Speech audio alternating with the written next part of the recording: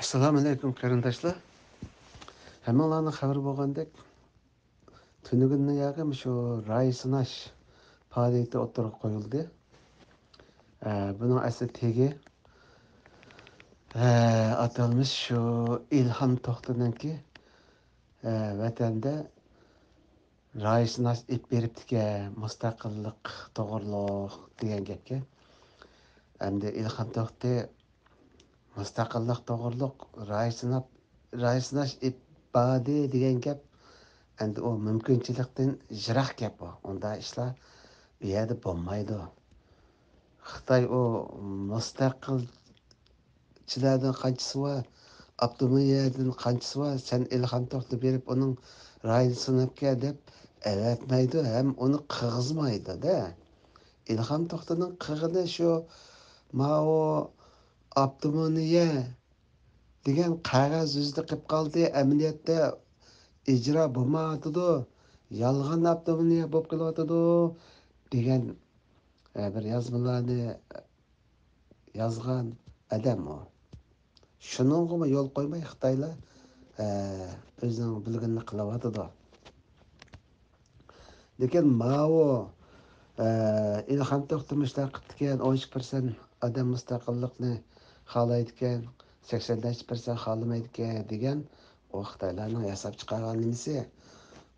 Uni dasmiy qilib, chet eldagi Uyg'ur inson huquqchilari chet elliklarga uqtirib kelibdi shunda deb.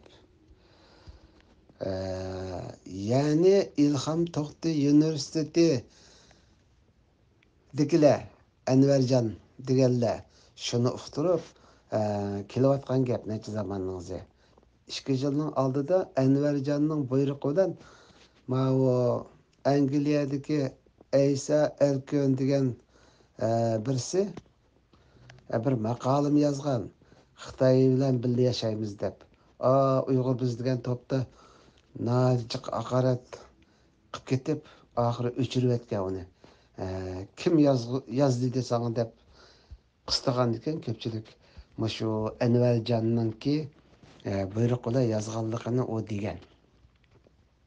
Demak, bu inson huquqchilar bo'lsin, bu Anvarjon bo'lsin, İlhom To'xta universitetining hammasi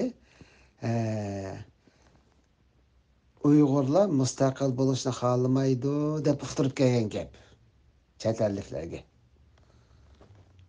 Shuning bilan bu chet elliklar Uyg'urlar mustaqillikni xohlamaydi ekan, Xitoyning ishki ishgan deb kelgan gapda. Bu o'zlari shunday deyotgan ekan deb. Uning ustiga bular biz Uyg'urlarning vakili deb kirdi u yerga. Ashla deb kirdi.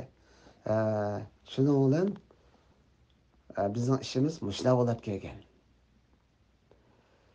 Endi ba'zida sakrab qopibdi degan, men manda mustaqil chiqdim, anda mustaqil chiqdim, men yo'g'on mustaqil chiqdim debdi. Mustaqilchi bo'lsangiz, shu men mustaqil degan yerga imzo ataman desangiz bitmamdi ish.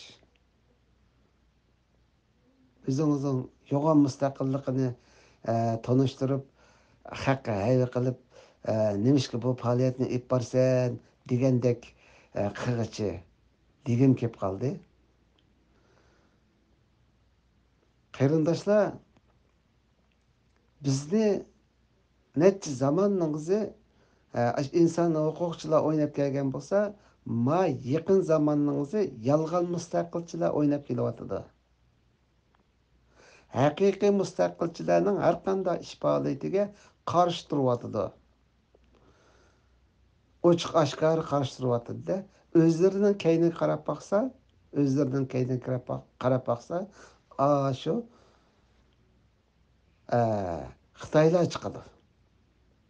Mana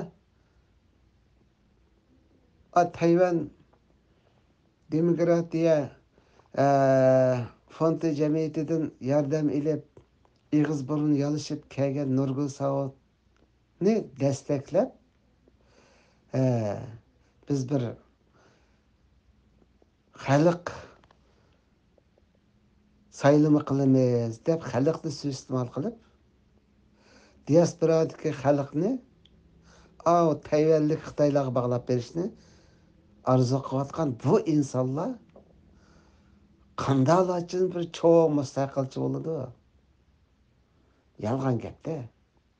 Bu yerda mushunchalik bir ishqa qo'lini midirtib, men mustaqilchi degan odam unday tekizib qo'ysa bo'ladigan ishqa ashunchalar qaqshab qarshi turib ketamda. Bir dard bor, bir dard bor. Şunaş qarshi turdi. Bir buyruq bor, şunaş qarshi turdi. Bu jihatlarga diqqat qilib qo'yib, qarindoshlar, o'zimizning ishini qilaveramiz qarindoshlar. Aş imzoni qancha tez bo'lsa shuncha yaxshi tonish bilishlarga avatib buni to'shtirib o'taylik. Mustaqil degan chekitga belgi urayli. Mustaqil degan yerdagi chekitga belgi urayli qarindoshlar. Xo'sh, Allohga emanet.